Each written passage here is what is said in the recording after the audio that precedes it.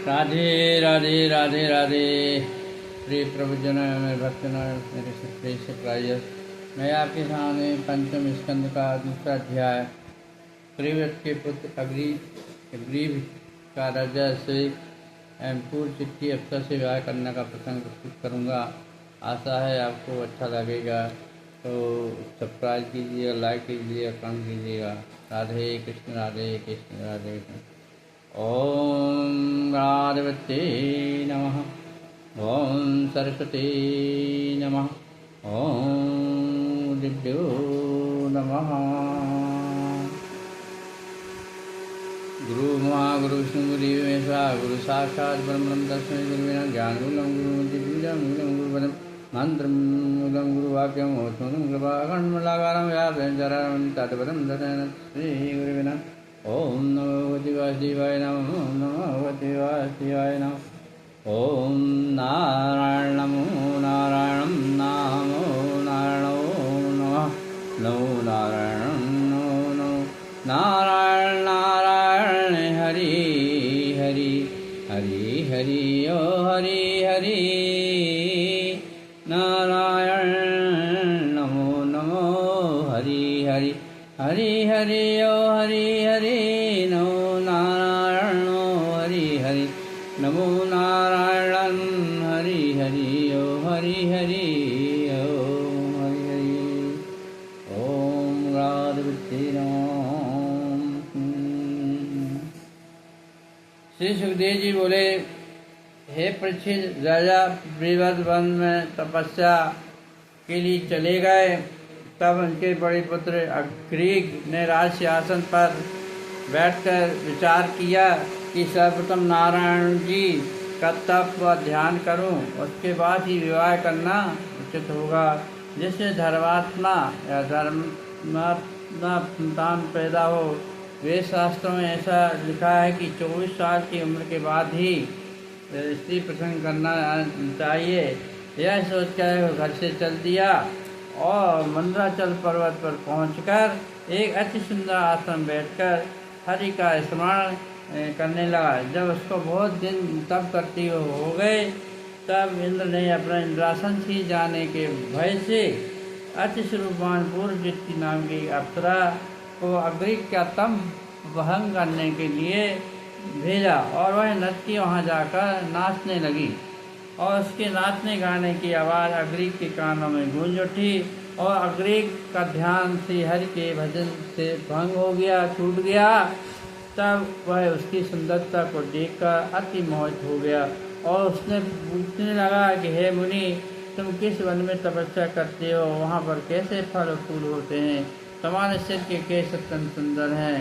पूर्व चिट्ठी अपने वालों की में जो फूल बचे हुए थे, उस सुगंध से भोरे गूंजते हुए देखकर राजा बोला कि ये सब तुम्हारे चेले वेद पढ़ने के लिए आए हैं। नाचते समय घुंघरू की आवाज़ सुनकर कहने लगा कि तुम वेदों का स्वर बहुत अच्छा धारण करते हो। शरीर में अगर चंदनादि सुगंध देख कर बोला कि तुम्हारे तपोवन में नदी की मिट्टी इसी तरह की होती है जैसे तुम अंगों में लगाए हुए हो, और जिसकी सुगंध से मेरा आश्रम भर गया है।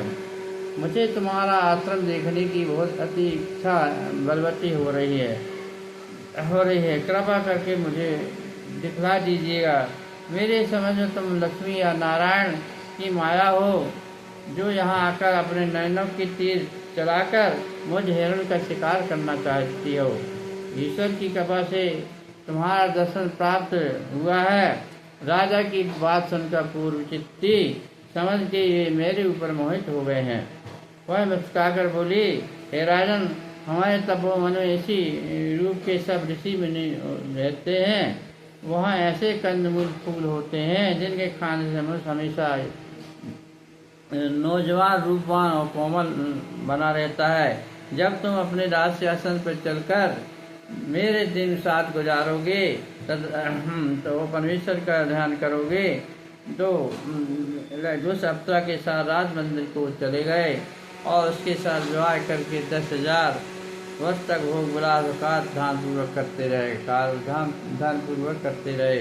राजा के नाभि इलाव्रत आदि 9 पुत्र चित्ती अप्सरा के गर्भ से पैदा हुए और पैदा होती अपनी माता के आशीर्वाद से तरुण तेजवान बलवान हो गए।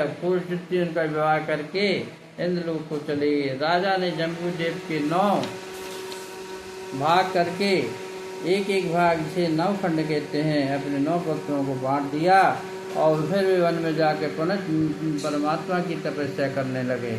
और वन में राजा को पूर्व चित्ती के वियोग में बड़ा शोक था, दुख था। उसे कहा अपनी देह त्याग कर गंधर्व शरीर पाकर जा मिले थे। तीसरा अध्याय है ऋषभ देव का राजा नर के यहाँ अवतार लेना। शिवदेव जी कहने लगे, हे परीक्षित, राजा ग्रीक तपस्या करने के लिए वन में चला गया और नाभि आदि के 9 पुत्र अपने अपने खंड में राज शासन कर धर्मपूर्वक प्रजा का पालन करने लगे। कुछ दिनों के बाद पुत्र राजा नाभि ने अपनी स्त्री मेरी देवी के साथ संतान की इच्छा से वन में जाकर बहुत दिनों तक श्री नारायण जी का तप किया और फिर वे अपनी रानी समेत अपने घर आकर ब्राह्मणों व ऋषिवरों को बुलाकर यज्ञ करने लगे। जब यज्ञ सब कुशल संपन्न हो गया तब श्री नारायण जी ने सावली सूरत मोहिनी सूरत में शंख चक्र गदा पर धारण किए, किरीट मुकुट धारण किए, कुंडल वैजंती माला पहने, ताप हरणी चितवन से मन मुस्काती हुए अग्नि कुंड से निकलकर उन्होंने अपना दर्शन दिया। उन्हें देखती ही राजा नाभि एवं ऋषि आदि जितने मनुष्य यज्ञशाला में बैठे हुए थे प्रणाम करके खड़े हो गए, उनकी प्रार्थना करने लगे। देवताओं ने आकाश से उन पर फूल की वर्षा करने लगे और राजा ने हाथ जोड़कर विनती की, हे त्रिलोकीनाथ, आपने मुझ दीन की अभिलाषा को पूर्ण करने के लिए दयालु होकर मुझे दर्शन दिया है। किसी की ऐसी सामर्थ्य नहीं है जो आपकी महिमा का वर्णन कर सके। हरे चरणों में भक्ति करने वाले मनुष्य को चारों पदार्थ प्राप्त हो जाते हैं। अतः आप कृपा करके ऐसा वरदान दीजिए कि मुझे आपके समान पुत्र की प्राप्ति हो। राजा के यह वचन सुनकर यज्ञ भगवान अति प्रसन्न हुए और बोले, हे राजा, तुमने मेरे समान पुत्र पाने की आकांक्षा पैदा की है, अतः यह यज्ञ एवं तप किया हुआ है। इसलिए स्वयं मैं ही तुम्हारे घर में अवतार धारण करूंगा, क्योंकि मेरे समान संसार में ऐसा कोई भी दूसरा व्यक्ति नहीं है। यह कहकर भगवान अंतर्धान हो गए। तब राजा ने ब्राह्मणों और ऋषिमुनियों को भी प्रसन्नता पूर्वक बहुत सी दक्षिणा देकर विदा किया और जैसे ही यज्ञ भगवान द्वारा दिया हुआ महाप्रसाद अपनी रानी मेरी देवी को खिलाया, वैसे ही वह गर्भवती हो गई। तब ब्रह्मा जी ने सब देवताओं से वहाँ आकर गर्भ की स्तुति की और फिर राजा से कहने लगे, ये राजा, तेरा भाग अत्यंत ही धन्यवाद का पात्र है, भागशाली है जो आदि पुरुष भगवान तेरे यहाँ पुत्र रूप में अवतार धारण करेंगे। ब्रह्मा जी सब देवता गर्भ स्त्री करके अपने अपने लोकों को चले गए। तत्पश्चात गर्भ धारण करने के 9 महीने बाद 10वें महीने श्री नारायण भगवान रानी की गर्भ से अवतार लेकर अपनी श्याम वर्ण चतुर्भुजी मूर्ति पर किरीट कुंडल मुकुट धारण किए हुए नवरत्न भुजबंद वन माला धारण किए, कौस्तभ मणि वैजंती माला गले में डाले होकर राजा नाभि एवं रानी मेरु देवी को दर्शन दिया। वे दोनों प्रसन्न होकर साष्टांग प्रणाम किया और प्रीतिपूर्वक स्त्री करने लगे। उस समय देवताओं ने अपने विमानों में बैठकर आकाश से उनके ऊपर पुष्प वृष्टि की। अप्सराएं नाचने लगी, गंधर्व ने मधुर स्वर से संगीत वादन करने लगे, मंगलयान किया। तदनंतर ब्रह्मा जी ने आकर उनका ऋषभ देव जी नाम रखा। ब्रह्मादि देवतागण उनके स्त्री और दंडवत प्रणाम करके अंतर्धान हो गए। तब परम परमेश्वर ऋषभ देव शिशु रूप धारण कर बाल चरित्र कर वर्णन करने लगे। राजा नाभि द्वारा ऋषभ देव जी का राज्य से और रानी सहित वन में जाकर भगवान का तप करना। ऋषभ देव जी कहने लगे, हे राजा परीक्षित, आदि पुरुष भगवान ने राजा नाभ के घर आकर अवतार लिया। तब राजा से परम ब्रह्मात्मा जानकर बड़ी प्रसन्नता पूर्वक ब्राह्मणों और याचकों को बुलाकर इतना दान दिया कि उनके राज में कोई भी व्यक्ति दरिद्री न रहा। तत्पश्चात राजा और रानी ऋषभ जी के बाल चरित्र का सुख प्राप्त करके अपना जीवन सफल हुआ जानकर प्रसन्नता के कारण फूले न समाते रहे, खुशियों की लहर दौड़ती रही। जब ऋषिदेव जी राज करने योग्य हुए तब राजा ने अपने मंत्रियों और सभासदों को एवं प्रजा के सभी लोगों को बुलाकर विचार विमर्श किया कि हे प्रजाजनों, अब मेरे लिए उचित है कि मैं ऋषिदेव को राज से आसन का विराजमान करके रानी सज वन में जाकर भगवान हरि का भजन करूं। राजा के यह वचन सुनकर सही सभासद मंत्रीगण बड़े प्रसन्न हुए। तब राजा ने विद्वान जनों को बुलाकर शुभ लग्न निश्चय करके शिव जी का राजा अभिषेक बड़े धूमधाम से किया और तत्पश्चात अपनी रानी सहित वे भद्रकाश्रम में जाकर हरि भगवान की तपस्या और ध्यान करने में लीन हो गए।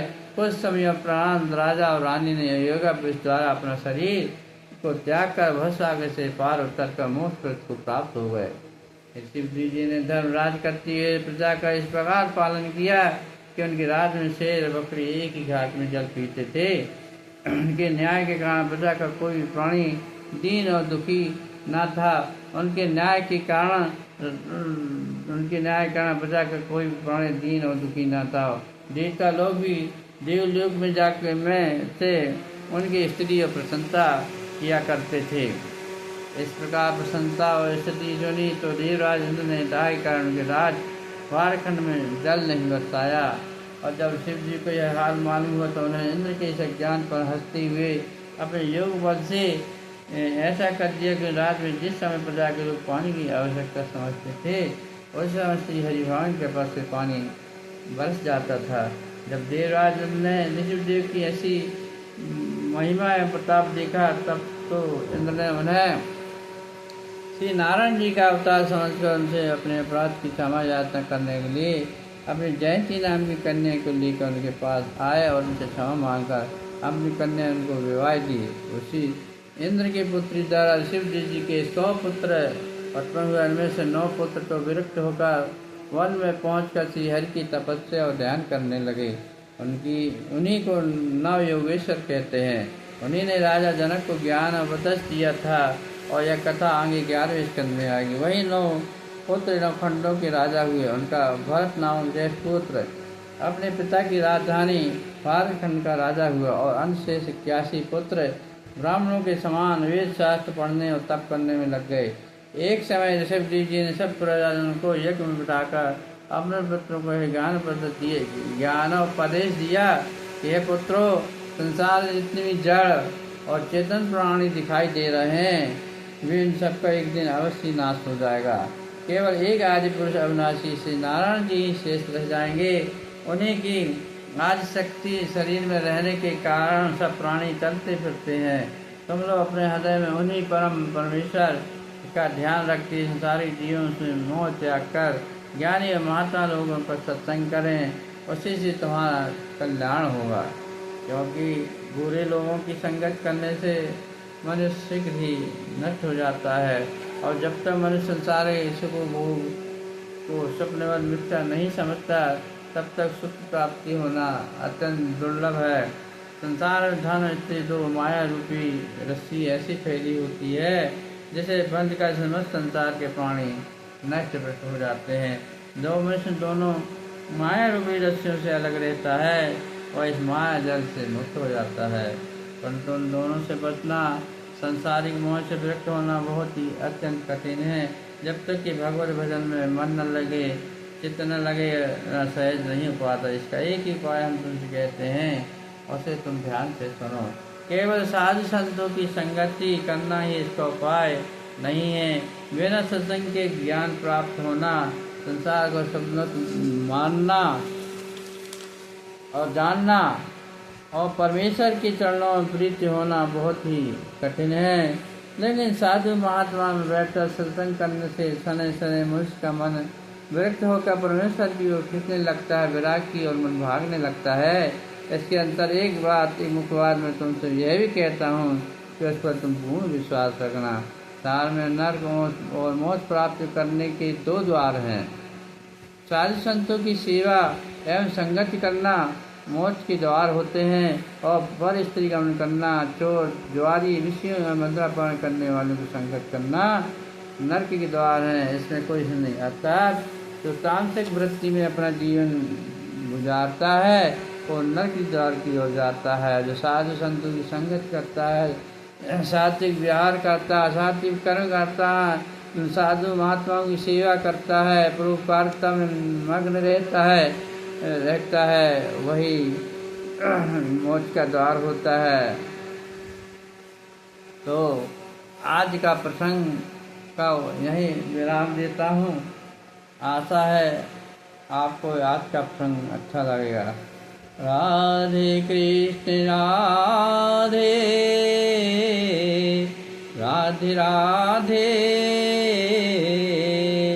राधे राधे कृष्ण राधे। जब मेरे मन राधे कृष्णा कृष्ण राधे राधे राधे कृष्ण कृष्णा।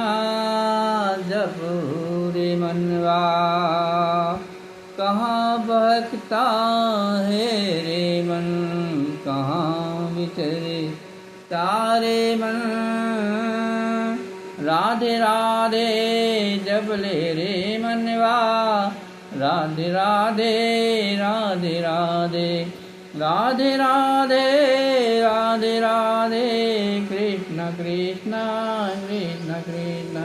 राधे रमणी हरे गोपालो हरे हरे, राधे रमणी हरे गोपाल हरे हरे, राधे रमणी हरे पाल हरे हरे, राधे रमणी हरे पाल हरे। नमो नारायण नारायण हरि हरि, हरि हरि ओ हरि हरि। नमो नारायण हरि हरि, हरि हरि ओ हरि हरि। नमो नारायण हरि हरि। तेरी लीला है बड़ी प्यारी प्यारी, तेरी लीला है बड़ी न्यारी नारी। हरि हरि ओ हरि हरि, हरि हरि ओ हरि हरि।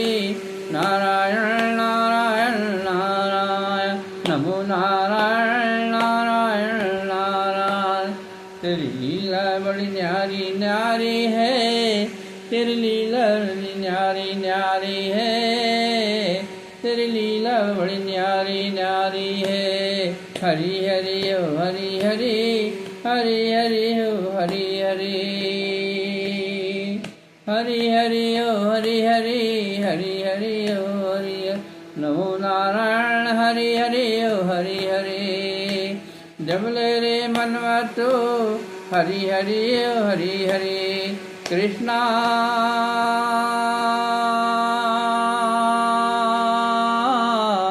गोविंदा गोविंदा गोविंदा। जपो रे मन तो गोविंदा गोविंदा गोविंदा गोविंदा गोविंदा। जप ले रे मन तो गोविंदा। ते जग सारा मिथ्या रे मन, काहे को तू मन इसमें लगाए।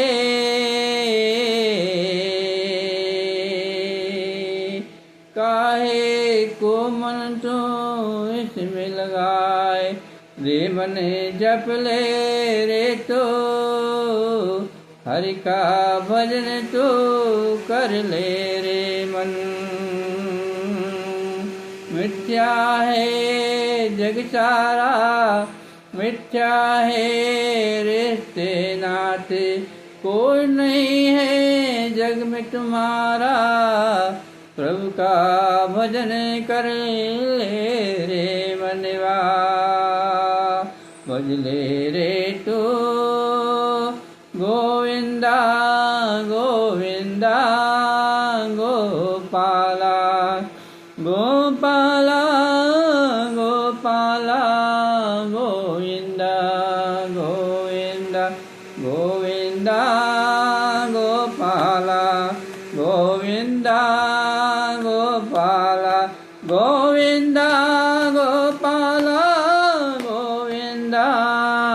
वो